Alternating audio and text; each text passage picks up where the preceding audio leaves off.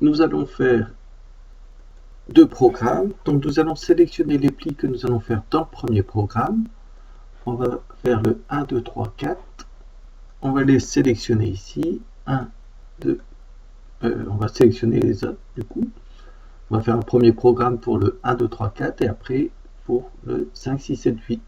Donc je vais sélectionner, soit avec la touche CTRL, je vais sélectionner mes différents éléments et je vais faire un clic droit dessus et je vais les exclure de la gamme.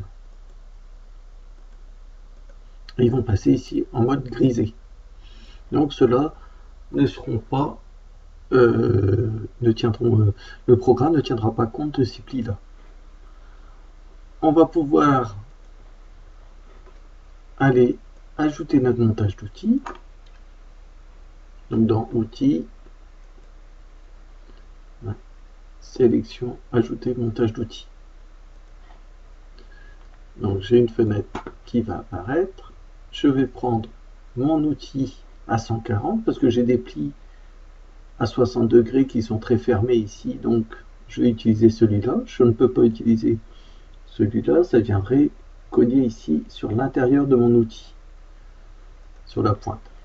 Donc je vais prendre ici l'outil de 140 et je vais mettre une longueur. Je regarde ici la longueur maxi que j'ai besoin ici, c'est 597. On peut mettre ici longueur minimale souhaitée, on peut mettre 597, appliquer.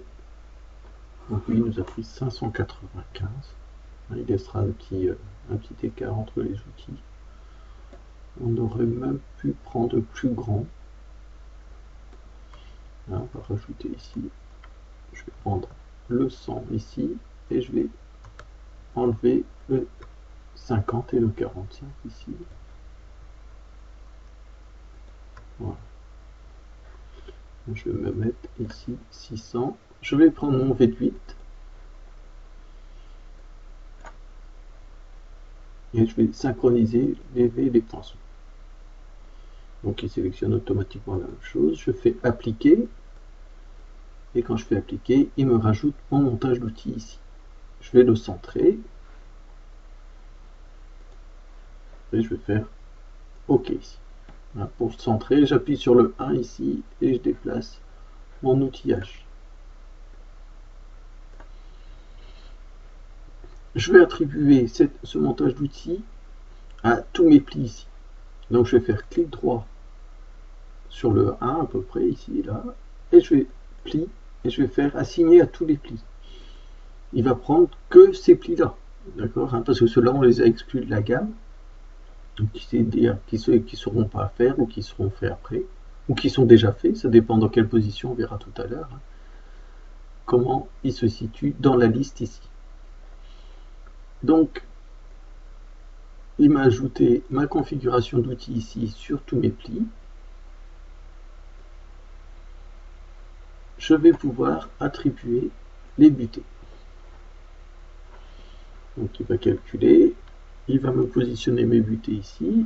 Donc je vais revenir ici sur le premier pli.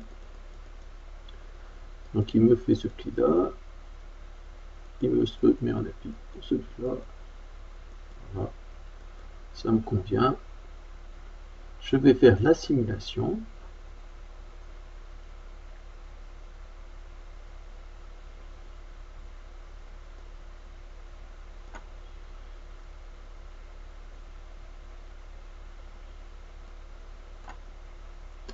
Il me plie toute la pièce. C'est très bien. Et alors je pourrais faire compiler, il va me créer mon programme directement. Ou alors ici, là, on va aller directement dans le rapport, fichier. On va créer un PDF, rapport complet 2014, ouvrir. Et je vais l'enregistrer ici, maintenant, dans mon dossier A3, ici. Et je vais enregistrer gamme pièce 25. Gamme pliage.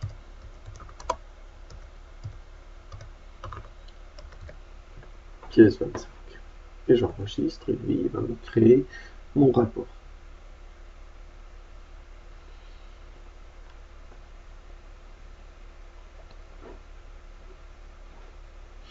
Donc il crée mon rapport. Une fois qu'il a créé mon rapport, il va apparaître dans mon dossier sous une forme PDF. Je l'ouvre.